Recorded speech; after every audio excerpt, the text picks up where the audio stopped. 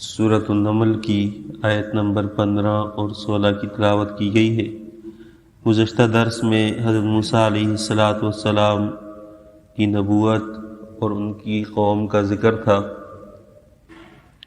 کہ ان کی قوم کی تباہی کے اسباب میں سے دو بڑے سبب یہ تھے کہ جب وہ ہدایت والی بات کو سامنے دیکھتے تو اس کو جھٹلا دیتے تھے، اس کا مذاق اڑاتے تھے، اور باوجود اس کے کہ ان کا دل مانتا تھا لیکن ظلم اور علو، اپنی برتری اور اپنے تکبر کی وجہ سے وہ ماننے سے انکار کر دیتے تھے، اور یہ ان کے لیے پھر فساد اور خسارے کا ذریعہ بن گیا۔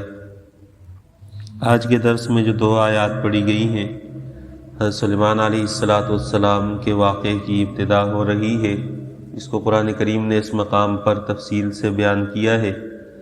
حضرت داؤد علیہ السلام کے 19 بیٹے تھے، ان میں سے حضرت سلیمان علیہ السلام کو نبوت ملی۔ قرآن کریم نے حضرت سلیمان علیہ السلام پر کی گئی نعمتوں کا ذکر کیا گیا ہے۔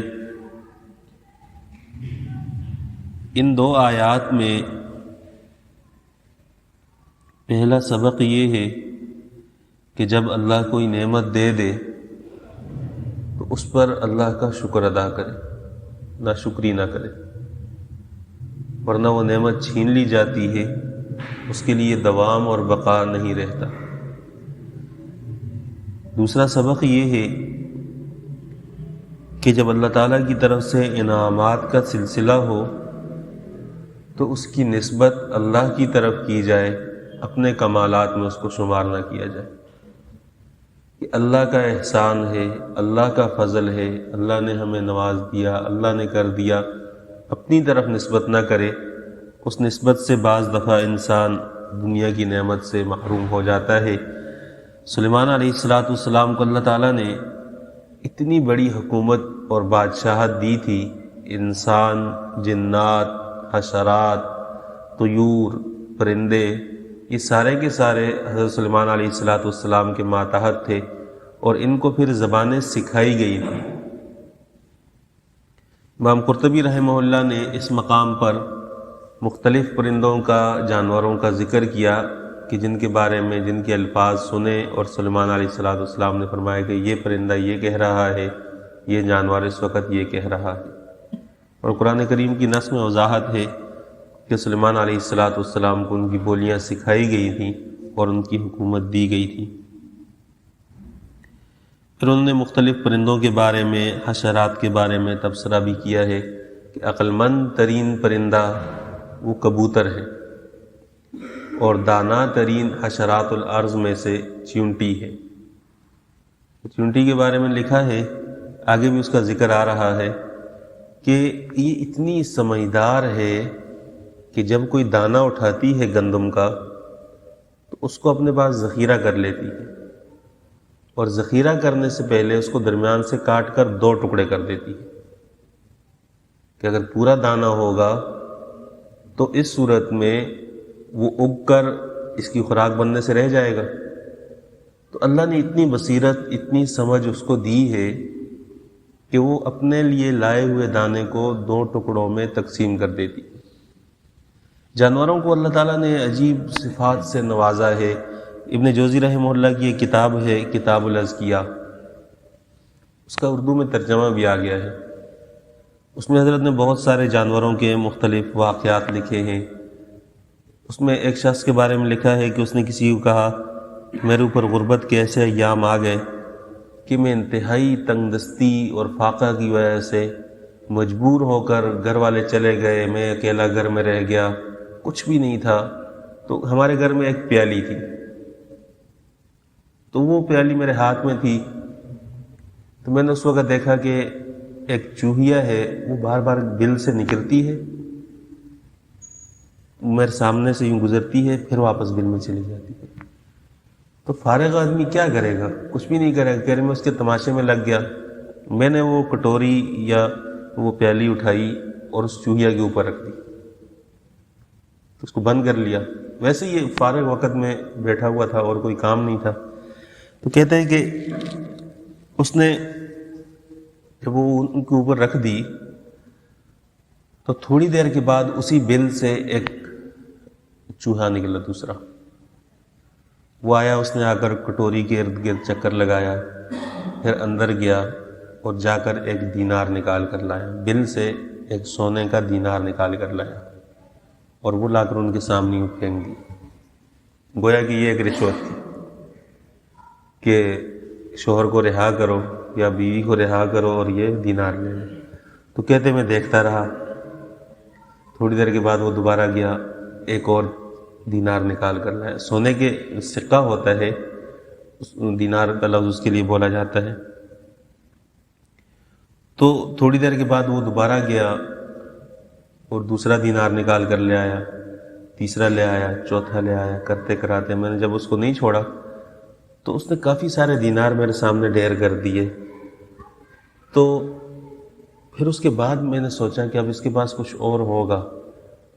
کہہ رہے میں یہ سوچ ہی رہا تھا کہ چوہا اندر سے چمڑے کی ایک تھیلی کھینچتے کھینچتے باہر لایا اور میرے سامنے لا کر پھینک دی کہ اب دولت ختم ہے.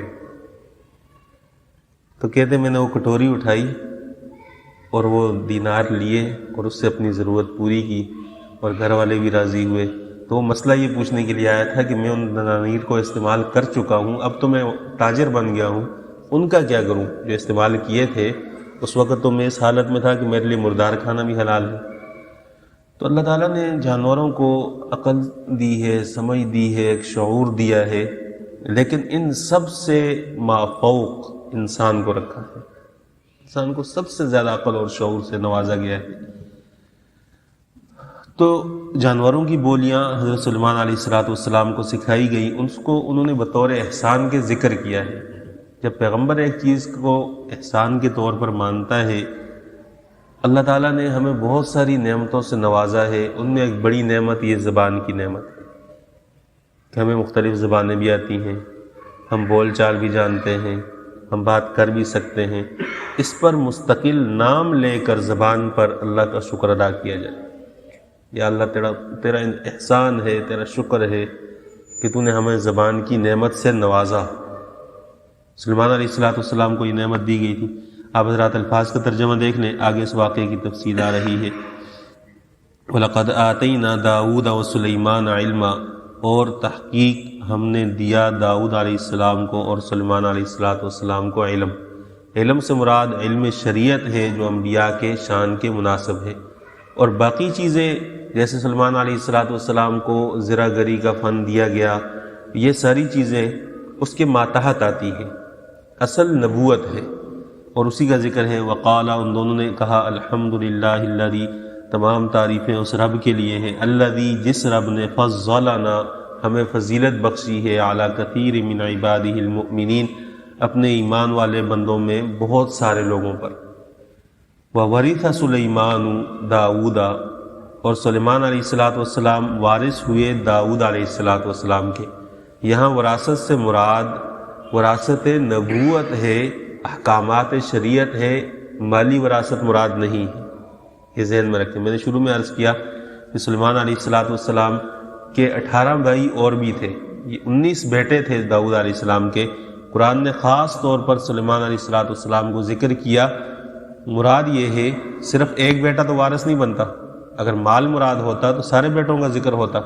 مراد علم اور وراثت نبوت کا جو سلسلہ ہے کہ باپ کے بعد بیٹے کو بھی ایک نعمت ملی تو اس کو وراثت سے تعبیر کیا گیا. انبیاء علیہ السلام کے بارے میں پیغمبر صلی اللہ علیہ وسلم نے ایک ضابطہ بیان فرمایا ہے، نحن معاشر الانبیاء لا نرث ولا نورث، کہ انبیاء کی جو جماعت ہے نہ وہ کسی کی وارث بنتی ہے نہ کسی کو اپنا وارث بناتی ہے، کہ ان کے وارث نہیں ہوا کرتے. وہ جو کچھ چھوڑ دیتے ہیں وہ صدقہ ہوتا ہے. ما ترکنا فہو صدقہ، صدقہ ہوا کرتا ہے، اس میں وراثت جاری نہیں ہوتی. دوسری روایت میں ہے العلماء ورثۃ الانبیاء وان العلماء وان الانبیاء لم یورثوا دینارا ولا درہما ولکن ورثوا علما ومن اخذه اخذ بحظ وافر، کہ انبیاء علیہ السلام کے وارث علماء ہیں. اب یہ جو وراثت ہے یہ مال کی اور دراہم دنانیر کی وراثت نہیں ہے، یہ علم کی وراثت ہے۔ جو اس میں سے حصہ لینا چاہے اپنا حصہ لے لے۔ نبی کی وراثت وہ علم کی صورت میں ہے۔ یہ جو ابو جعفر طبری ہے شیعہ مفسر، اس نے جہاں پر وراثت کا ذکر ہے انبیاء کا، جیسے یہاں پر ہے سورہ مریم میں ہے، ان آیات میں بات کو گما پھرا کر وراثت مال ثابت کرنے کی کوشش کی ہے کہ اس میں وراثت سے مراد وراثت مال ہے، جیسے یعقوب زکریا علیہ السلام نے اپنے لیے وارث مانگا اور یوں۔ ایسا کچھ بھی نہیں ہے۔ پیغمبر صلی اللہ علیہ وسلم نے صراحت کے ساتھ فرمایا ہے کہ انبیاء کا مال وہ تقسیم نہیں ہوتا۔ اس لیے صدیق اکبر رضی اللہ تعالیٰ عنہ کے پاس جب حضرت فاطمہ رضی اللہ تعالیٰ عنہ تشریف لائیں تو پیغمبر صلی اللہ علیہ وسلم کی حدیث انہوں نے ان کے سامنے رکھی کہ پیغمبر صلی اللہ علیہ وسلم نے فرمایا ہے کہ ہم انبیاء کی جماعت کی وراثت نہیں ہوتی، اور یہ فیصلہ بالکل ٹھیک فیصلہ تھا۔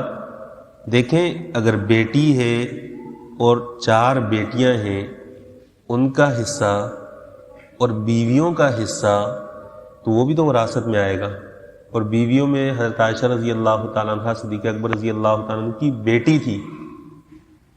اگر وراثت جاری ہوتی تو اپنی بیٹی کو تو دیتے کہ عائشہ میری بیٹی ہے، نبی کی بیوی ہے، تو نبی کی وراثت میں ان کو کچھ ملنا چاہیے، لیکن ان کو بھی نہیں دیا۔ تو یہ دلیل ہے، نہ ازواج مطہرات میں سے کسی اور کو ملا، تو یہ بہت بڑی دلیل ہے کہ انبیاء کی وراثت مال کی وراثت نہیں ہوتی، وہ علم کی وراثت ہوتی ہے۔ وقال، انہوں نے فرمایا کہ یا ایھا الناس، اے لوگو، علمنا منطق الطیر، مجھے سکھائی گئی ہے پرندوں کی بولی، اڑنے والے پرندوں کی بولی مجھے سکھائی گئی ہے۔ اس میں علمنا یہ جمع کا صیغہ ہے۔ مفسرین نے لکھا ہے کہ جہاں انسان کی تعظیم ہوتی ہو، جیسے مجلس ہے، اس میں ایک شخص سربراہ ہے، استاذ ہے، اپنے شاگردوں سے مخاطب ہے، یا مملکت کا سربراہ ہے، بادشاہ ہے، وہ لوگوں کے سامنے، رعایا کے سامنے اپنا رعب قائم رکھنے کے لیے اپنے لیے تعظیماً جمع کا صیغہ استعمال کر سکتا ہے، اس لیے کہ جس شخص کی ذمہ داری ہوتی ہے، اگر وہ ماتحتوں کے ساتھ اس طرح گل مل جائے کہ بالکل ایک جیسے ہوں اور اتنی آزاد گپ شپ ہو، تو اس سے ماتحتوں کا بھی نقصان ہوتا ہے اور جس کی ذمہ داری ہے اس کا بھی نقصان ہوتا ہے۔ نہ چاہتے ہوئے بھی اس کو ایک فاصلہ درمیان میں رکھنا پڑتا ہے، اور اسی میں دونوں کے لیے خیر ہوتی ہے۔ تو یہاں پر جمع کا صیغہ استعمال کیا اپنی ذات کے لیے، اس لیے کہ احکامات اپنی ترتیب کے مطابق چلتے رہیں۔ وَأُوتِينَا مِن كُلِّ شَيْءٍ، ہمیں ہر چیز میں سے دیا گیا، ہر چیز سے مراد جو اس وقت کی ضرورت کے مطابق تھی، کہ جو نبوت کے لیے، شریعت کے لیے، اس زمانے کی حکومت کے لیے تھی، اللہ تعالیٰ نے وہ چیز ان کو دے دی۔ إِنَّ هَذَا لَهُوَ الْفَضْلُ الْمُبِينُ، یہ اللہ کی طرف سے فضیلت ہے کھلی ہوئی، یہ اقرار ہے اور ایک درجے کا اللہ کا شکر ہے کہ اللہ تعالیٰ نے ہمیں فضیلت بخشی ہے، اس پر ہم اللہ کا شکر ادا کرتے ہیں۔ اگر نعمت کا دوام چاہیے تو تسلسل شکر ضروری ہے۔ اللہ تعالیٰ سے دعا ہے قرآن تعلیمات پر عمل کرنے کی توفیق عطا فرمائے۔ الحمدللہ رب العالمین، والصلاة والسلام علی سید الانبیاء والمرسلین۔